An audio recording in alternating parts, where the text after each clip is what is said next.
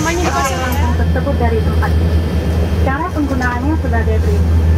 Kalungkan alat pelampung, kemudian kancingkan dan eratkan. Kembungkan alat pelampung dengan menarik kedua label merah ke bawah.